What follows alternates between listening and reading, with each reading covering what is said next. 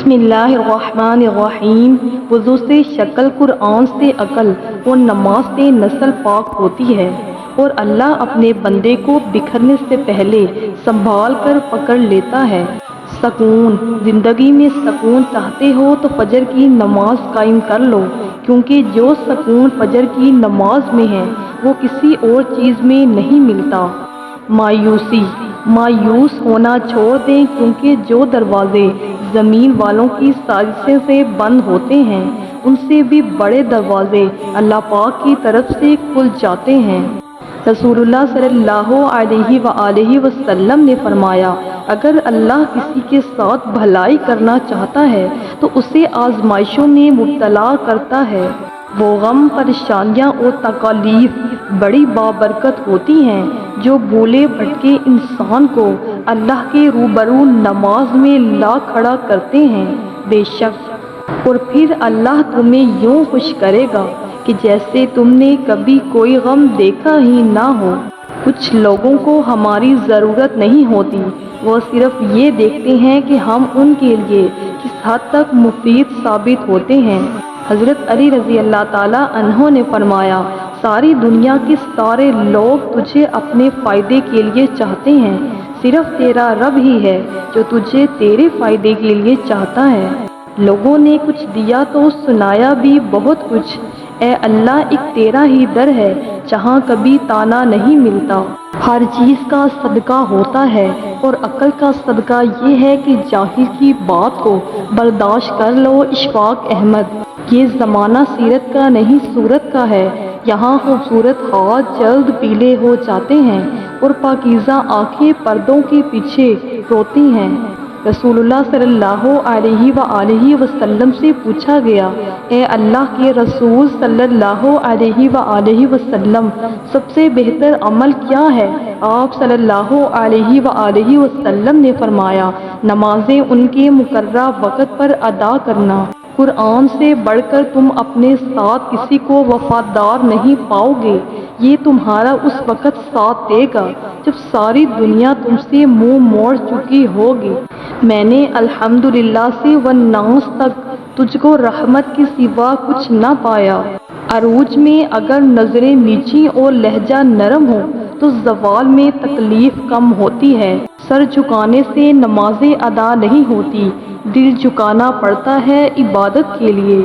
رسول اللہ صلی اللہ علیہ وآلہ وسلم نے فرمایا، اگر کوئی مسلمان کسی درخت کا پودا لگاتا ہے اور اس درخت سے کوئی انسان یا جانور کھاتا ہے تو لگانے والے کے لیے وہ صدقہ ہوتا ہے۔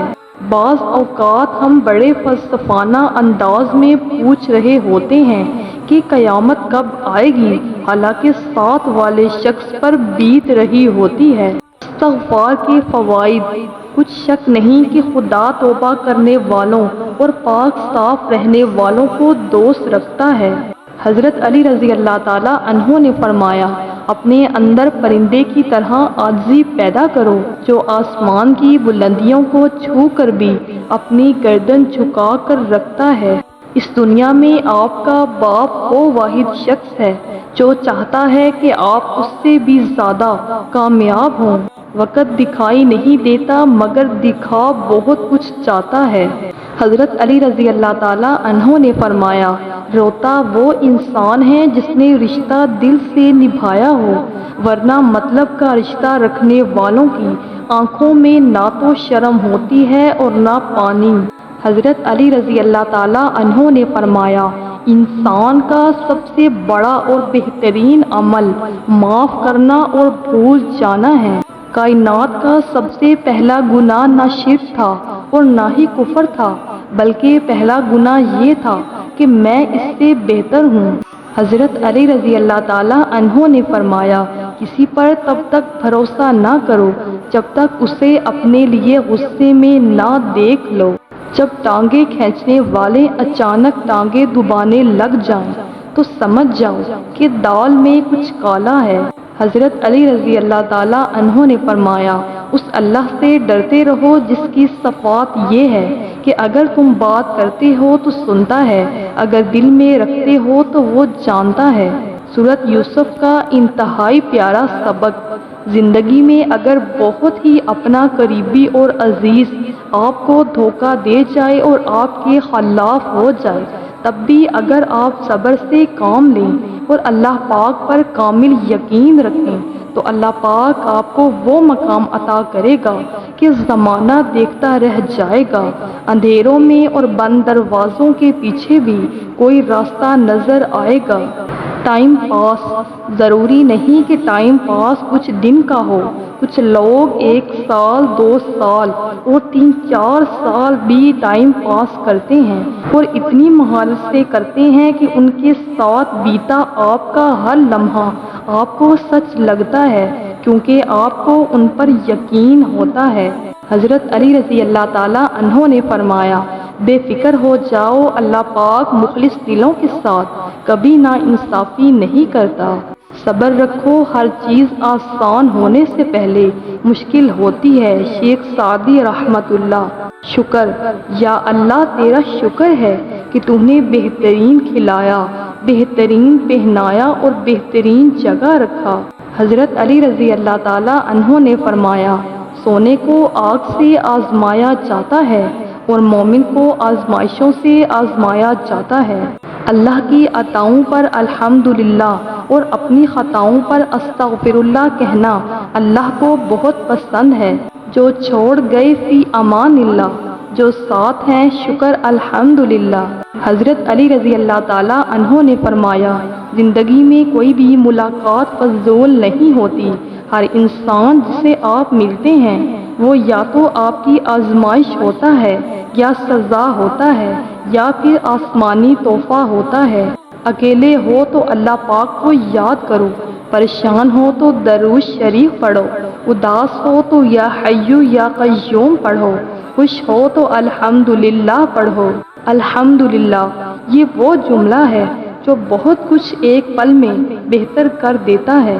اپنے رب سے ایک دعا ضرور کیا کرو کہ اے رب تو نے مجھے اسلام سے نوازا، میرے مانگنے کے بغیر مجھے جنت عطا کر، میں وہ مانگ رہا ہوں۔ اللہ سے محبت کرنے والوں کی ایک نشانی یہ بھی ہے کہ وہ اللہ کی رضا میں ہمیشہ خوش رہتے ہیں۔ اللہ کا فیصلہ، اور جب توکل کرو تو یہ مت سوچو کہ جو مانگا ہے وہ ملے گا کیسے، بلکہ انتظار کرو کہ جو مانگا ہے وہ ہر حال میں ملے گا، کب اور کیسے، اس بات کا فیصلہ وسیلہ بنانے والے پر چھوڑ دو۔ حضرت علی رضی اللہ تعالیٰ عنہ نے فرمایا، خاموشی ایک عظیم نعمت ہے، خاص طور پر اس وقت جب اختلافات زیادہ ہوں، آوازیں بلند ہو، علم کی کمی ہو اور دلیل کی کوئی اوقات نہ ہو۔ ہمیشہ اللہ کے شکر گزار رہو۔ اگر ایک نگاہ تمہیں حقارت سے دیکھے تو مت بھولو کہ 100 نگاہیں تم پر رشک بھی کرتی ہیں۔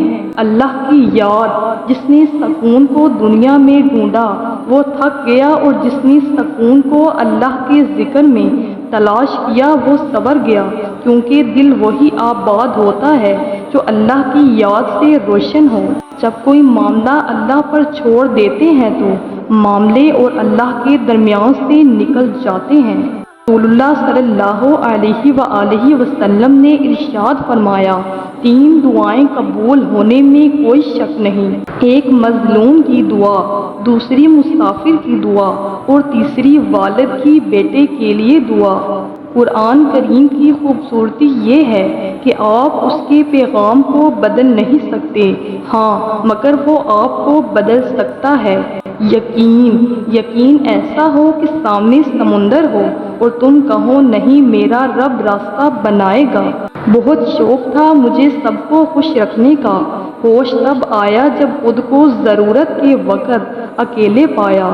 رسول اللہ صلی اللہ علیہ وآلہ وسلم نے ارشاد فرمایا، دنیا آخرت کی کھیتی ہے، جو بوؤ گے وہی کاٹو گے۔ دل ایک پیالے کی طرح ہے، جتنا اللہ کی محبت سے بھرو گے دنیا کی محبت کی گنجائش اتنی ہی کم ہوگی۔ لوہا کبھی خراب نہیں ہوتا، وہ ہمیشہ اپنے ہی زنگ سے برباد ہوتا ہے۔ اسی طرح انسان کو کوئی برباد نہیں کر سکتا، اس کی سوچ اور دوسروں سے امیدیں ہی اسے برباد کرتی ہیں۔ اپنے وہ نہیں ہوتے جو تصویر میں ساتھ کھڑے ہوں، اپنے وہ ہوتے ہیں جو تکلیف میں ساتھ کھڑے ہوتے ہیں۔ لوگ اس کاغذ کو تو سنبھال لیتے ہیں جس پر اللہ لکھا ہو، لیکن اس دل کو توڑ دیتے ہیں جس میں اللہ بستا ہو۔ عزت نہایت قیمتی چیز ہے۔ کسی اختلافی بحث کے دوران آپ کی عزت پر انگلی اٹھانے والا بعد میں سونے کا بھی بن کر آ جائے تو اسے فری میں نہیں لینا چاہیے۔ لوگ ہمارے بارے میں کیا سوچتے ہیں، یہ بھی اگر ہم ہی سوچیں گے تو پھر لوگ کیا سوچیں گے؟ یقین اور کن، تمہارا یقین ہے نا کہ اللہ پر کہ وہ تمہاری سنے گا، دیکھنا وہ تمہارا یقین ٹوٹنے سے پہلے ہی تمہاری دعاؤں پر کن فرما دے گا۔ وقت اچھا ہو یا برا، اللہ پاک کبھی ساتھ نہیں چھوڑتے۔ منافق اور بدتمیز کا فرق کیا جائے تو بدتمیز اتنا خطرناک نہیں جتنا منافق ہوتا ہے۔ کسی کو اداس پاؤ تو نصیحت کے بجائے اس کی سن لیا کرو، احساس سے، محبت سے، بنا کسی غرض کے۔ ماں باپ کے 5 گناہوں کی سزا اولاد کو ملتی ہے۔ نمبر 1، حرام کمائی، ناجائز رزق کھلانے سے اولاد کے دل سخت ہو جاتے ہیں۔ نمبر 2، ظلم اور ناانصافی، دوسروں کا حق ماننے کی سزا نسلوں تک پہنچتی ہے۔ نمبر 3، بد اخلاقی، گندی زبان اور برے اخلاق سے اولاد بھی بگڑ جاتی ہے۔ نمبر 4، دین سے دوری، والدین نماز اور قرآن نہ پڑھیں تو بچے بھی بے راہ ہو جاتے ہیں۔